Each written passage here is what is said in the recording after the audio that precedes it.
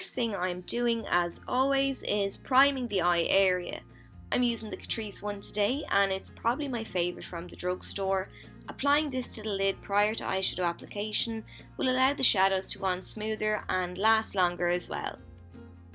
Moving on to the eyeliner, I'm beginning by doing my dot technique, and I'm not going to go into any real detail as I have an entire video already on it, which I'll link for you if you haven't seen. One question though that always pops up is in regard to the felt tip liner I'm using and why I'm using it, because it's clearly almost gone. It's perfect for this technique because initially I only need something to help map out a guideline. I don't want anything too stark in case I make a mistake, which is always the way when doing the outline. I don't aim for perfection, I just want a basic guide that I can perfect with liquid liner later on, so you could even use a white kohl pencil for the outline. Once I'm happy with how the outline looks, then I'm just going to go over it with a liquid liner. There are so many ways that you can do glitter liner. You can draw the cat eye, add the lash glue over it and then pat the loose glitter on top, or you can add the glitter with a mixing medium to the flick, but I just find this way is the best and I think it's the easiest way to do glitter liner as well. So you need to wait until the liquid liner has dried, and then you want to take a glitter liner like this one here. It's from Collection and only about €3, so extremely affordable. Then you want to draw over the liquid liner that we just placed down.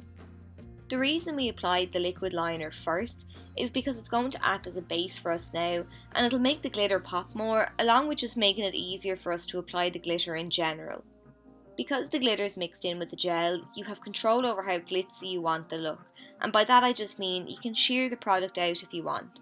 I wanted to go all out, so I applied the product in layers, and I just kept building it up until I was happy with the coverage and the intensity of the sparkle. You can stop here now if you like, but I wanted to add shadow to the crease. I'm only using 3 shades, and I'm starting with the brown. I'm actually kind of customizing my own shade by mixing 2 shades together, and then I'm just rocking this back and forth in the crease. Then I'm taking a black eyeshadow and applying this to the crease as well, and buffing it upwards, making sure not to cover the brown entirely. Black is a very hard colour to blend out, so start with a small amount of product on your brush and build up the intensity. With a look like this, your own lashes can get lost in all the glitter, so I just decided to apply some false ones. I waited until the lash glue had almost dried clear. That's when it's really tacky and will stick the best, and then I applied the band to the middle of my upper lash line and then just tacked down the corners.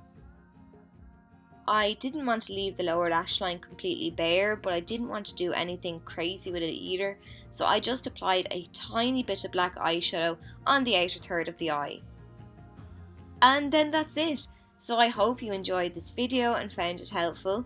Thanks so much for watching, and I'll see you in my next tutorial.